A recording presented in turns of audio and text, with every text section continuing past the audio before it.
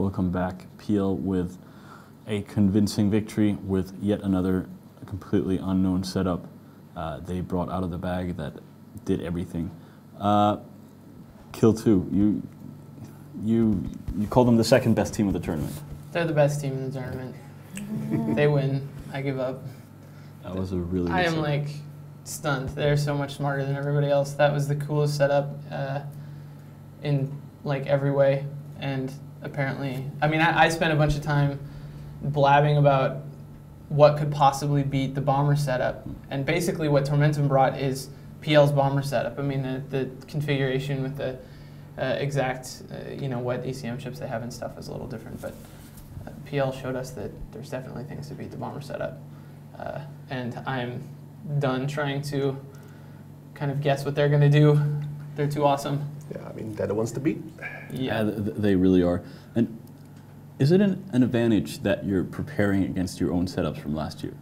I mean, they must be thinking about when it's they got to be a real advantage. Yeah. And I was just talking about, like Legions not being very useful, but they've basically just shattered everyone's conception of the Legion being, not useful. So yeah, they're just amazing. And they bought Crusaders as well, which they no did. one's done Nobody else so did. far. Yeah.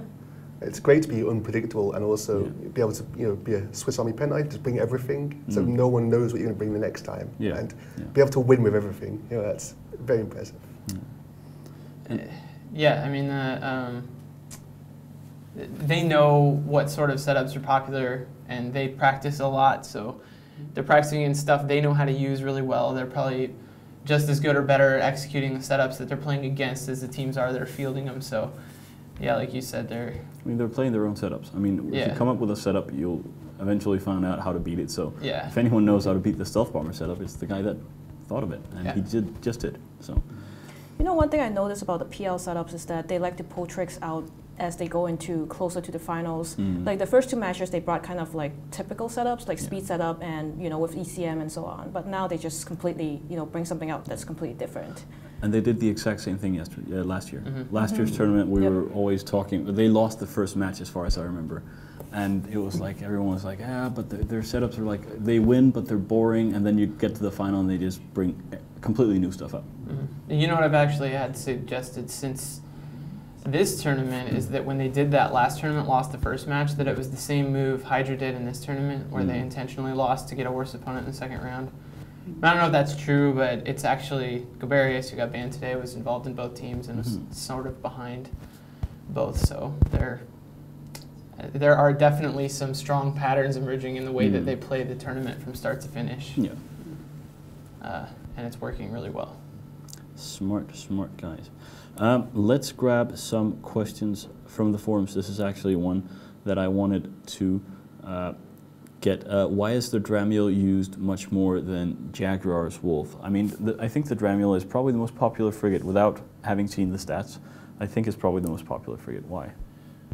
I mean, off the top of my head, I would think the reason for that is largely about speed.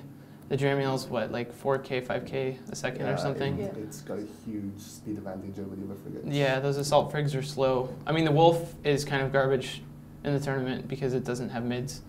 The Jag, I think, could be viable, but it's just not as quick. It's not as good for the role here.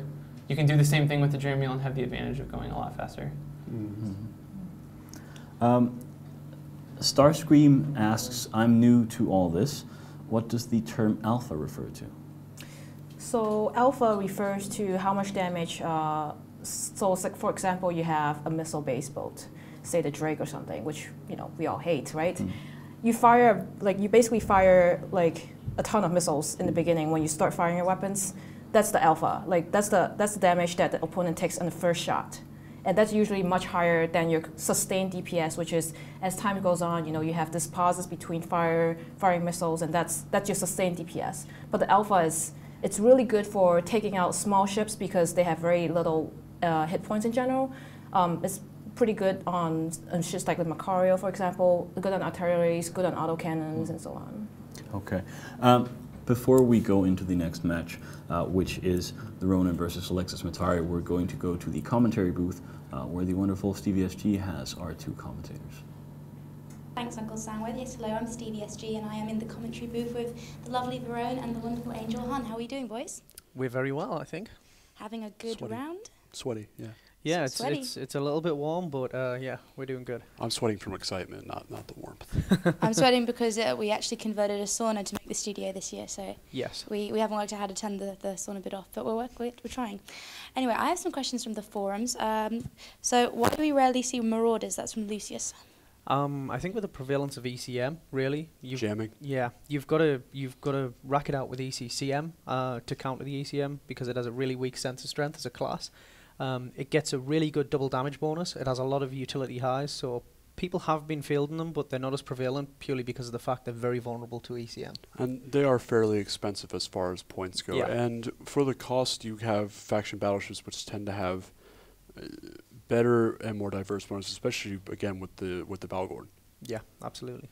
Oh, okay, and we've seen a lot of fights so far. We've seen quick fights, we've seen slow fights, we've seen dramatic ones. It doesn't matter how long a fight is for it to be good.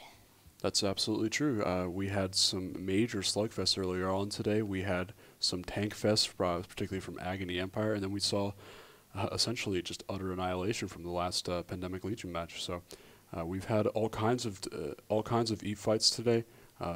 Just fantastic, and I'm not getting slapped by Verone. Sorry, public channel. Stop asking us to slap Verone. There's there's it. all sorts of really horrible things being asked in Alliance Tournament Public, and it's just not going to happen. Yeah, I'm sorry. be nicer. It's Come got back on topic. It will cost you much more. There's been a few awesome matches, and there's been a few really quick matches, like ROL's first match, which was just a total slaughterfest whitewash, and it was so much fun to watch. Then there was the PL match just now, which was a bit longer, but it was just an awesome setup. I mean, Kill2 was really excited when we got back to the studio. I was excited because I love people using really high damage pulse setups. It's the best thing ever. Really close, in your face, really hard hitting PvP. It's the best type there is. Of course, any PvP is good PvP as far as I'm concerned, but there you go. How are the positions of the ships in relation to the beacon determined? Each team is able to warp in within, I believe, up to 100 kilometers from the beacon. No, 50 kilometers from the central beacon. So each respective team is able to choose where they warp in. The most you can have between a team would be 100 kilometers. Yeah, they get each team gets a set of assigned beacons inside the system that they can form up at. And then what happens is, when they're told to warp to the arena, they can come in at whatever range they like. But once they're at that range, they cannot move until the match starts, so they have to get it right. Well, there you go. If you've got any questions for these boys, you can go over to the EVE Online forums in the Alliance Tournament discussion forum, and there's a thread which says questions for the commentators, and put a question in there or a haiku or something like that, and I'll get it through to these boys. Anyway, back to Uncle Soundwave. Thank you very much, guys. Remember to keep those questions coming. They are awesome, and we love to answer them. It's probably the thing I love doing the most, answering questions. Let's get another question answered, which is who's going to win, the Ronin or Electus Matari? What do you say, Kill2? I will say the Ronin. It's a tough one. I mean they've both they're pretty good. I would go for Electus Matari because I kind of like roleplay. I don't do it myself, but you know. I have to go for the Ronin. They field Proteuses. I like those. That is true. I'm going with Ronin as well. They're amazing, and then I'm going to drink a glass of this water.